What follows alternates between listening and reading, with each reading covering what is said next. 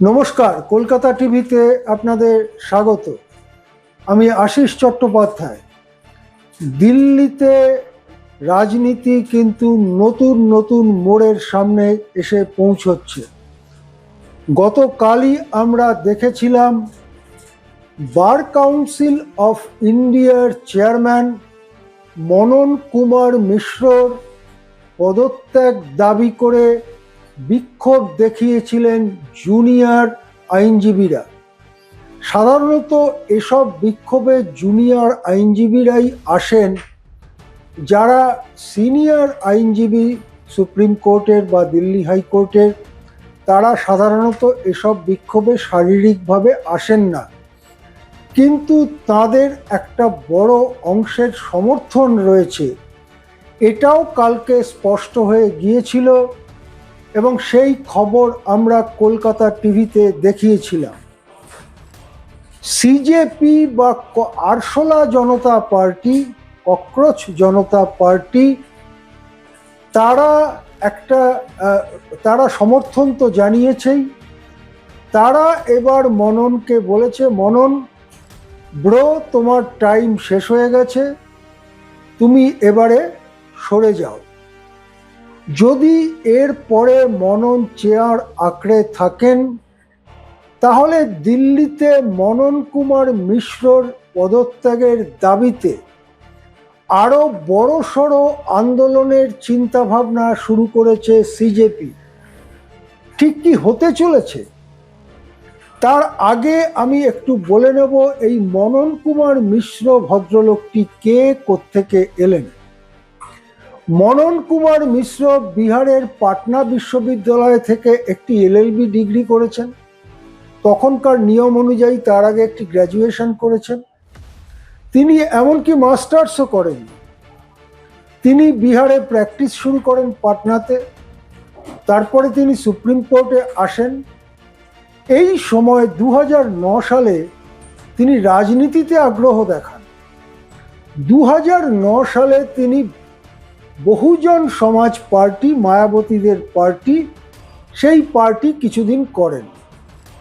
পরে তিনি 2010 সালে কংগ্রেসে যোগদান করেছিলেন।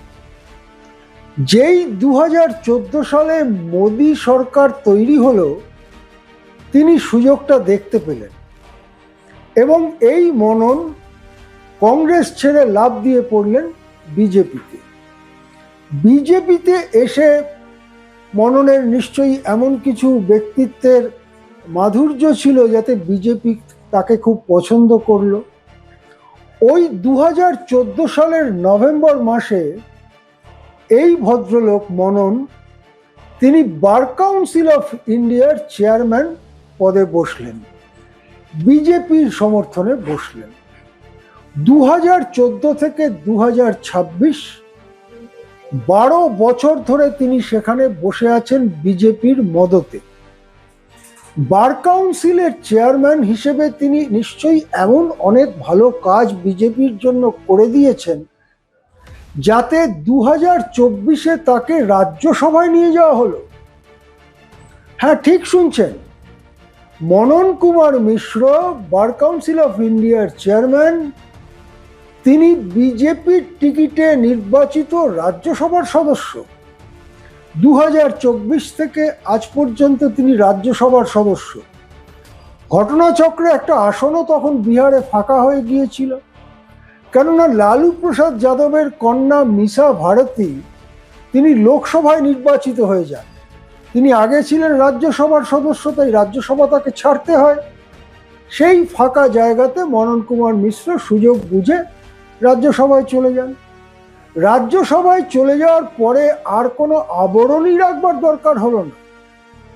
তিনি একেবারে খুল্লা বিসিআই এর চেয়ারে বসে বিজেপি করা শুরু করলেন। যেখানেই কোনো উকিল, লয়ার, আইনজীবী, সিনিয়র আইনজীবী, তারা কোথাও সরকারের বিরুদ্ধে কোনো মনোভাব পোষণ করেছে, তাদেরকে নানান দিক থেকে অসুবিধে ফেলার চেষ্টা করেছেন এই মনন। জুনিয়র আইনজীবীদের দাবি কি ছিল, কথা কি ছিল? হ্যাঁ, নালসার বিশ্ববিদ্যালয়ের বিষয়টি আছে, আমি পরে আসছি।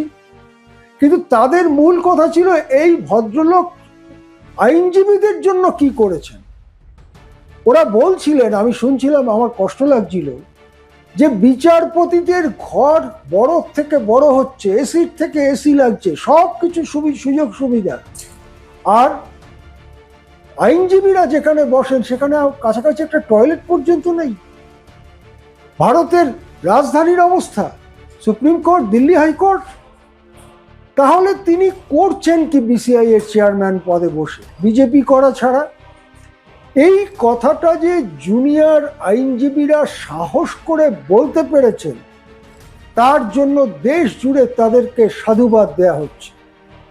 এবারে সিজেপি স্পষ্ট জানিয়েছে, your time is up bro, তুমি ভাই এবারে মানে কেটে পড়ো।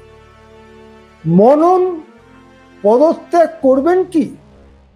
প্রশ্নটা হচ্ছে, সারা দেশে যেভাবে এই ধরনের লোক, যারা বিজেপির লোক হয়ে প্রতিষ্ঠানের মাথায় বসে সেই প্রতিষ্ঠানটাকে কলুষিত করছে, তার বিরুদ্ধে মানুষের ক্ষোভ বাড়ছে, সেই জায়গায় দাঁড়িয়ে যদি সিজেপি বিক্ষোভ ডাকে কি হবে?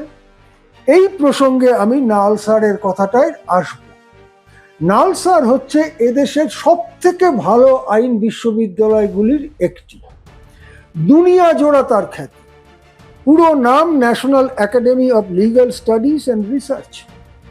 হায়দ্রাবাদের এই বিশ্ববিদ্যালয়ে যে ব্যাচ এবারে তাদের কোর্স কমপ্লিট করেছে, তাদের ডিগ্রি নেওয়ার কথা। এই সমাবর্তন উৎসবে ভারতের প্রধান বিচারপতি সূর্যকান্ত যাওয়ার কথা। ইতিমধ্যে সূর্যকান্ত বেকারদের আরশোলা বলে বসলেন, পরে আবার কথা ঘুরিয়ে বললেন যাদের ফেক আইন ডিগ্রি আছে তাদের আমি আরশোলা বলেছি।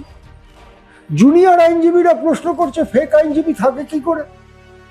আপনি বিসিআই এর চেয়ারম্যান হয়ে বসে আছেন, কি চালাচ্ছেন? তবে নালসারের ছাত্ররা বলল যে বিচারপতি বেকারদের, কর্মহীনদের আরশোলার সঙ্গে তুলনা করে, তিনি সমাবর্তনে আসুন এবং আমাদের হাতে ডিগ্রি তুলে দিন, এটা আমরা চাই না। শত শত ওই ব্যাচের প্রায় সবাই এক যৌথ স্মারকলিপিতে সই করলেন। মনন বসে আছেন দিল্লিতে। মনন কি করলেন? একটা ডাইরেক্টিভ জারি করে দিলেন। তাতে বলা হলো, কোনো রাজ্যে যেন নালসারের এইবারের ব্যাচে যারা পাশ করেছে তাদের আইনজীবীর রেজিস্ট্রেশন না দেয়া হয়। রেজিস্ট্রেশন নিতে হয় রাজ্যে রাজ্যে, না দেয়া হয়। তাজ্জব হয়ে গেল গোটা একাডেমিক ফ্র্যাটার্নিটি। এ কি দেশ চলছে আমাদের?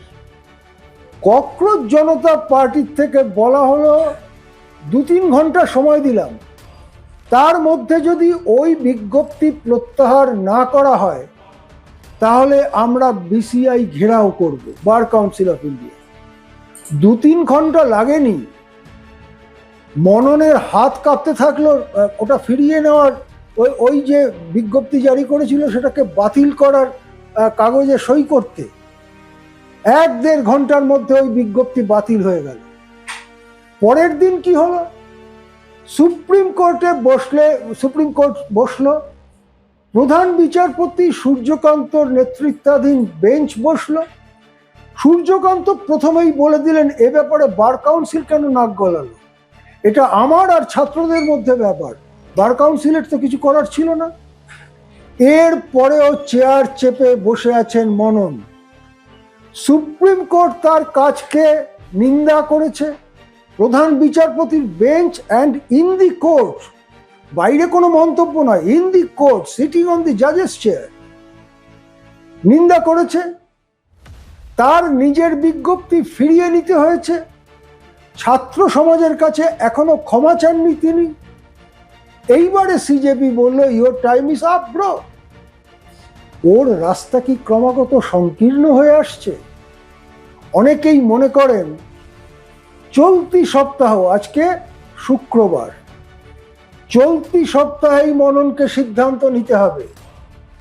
যদি তিনি সেই সিদ্ধান্ত না নেন, সিদ্ধান্ত মানে ছেড়ে চলে যাওয়ার সিদ্ধান্ত, পদত্যাগের সিদ্ধান্ত, তাহলে হয়তো আগামী সপ্তাহে বিসিআই ঘেরাও হবে, ককরোচরা যাবেন এবং আরশোলাতের ধাক্কায় মননকে চেয়ার ছেড়ে পালাতে হবে। এই দৃশ্য হয়তো দেখবে ভারত, সেই দিকে সম্ভবত বিষয়টি গড়াচ্ছে। আমরা প্রতি মুহূর্তের আপডেটের দিকে নজর রাখছি, আপনাদের জানাতে থাকবো সেই আপডেট। এখন এ পর্যন্তই, দেখতে থাকুন কলকাতা টিভি।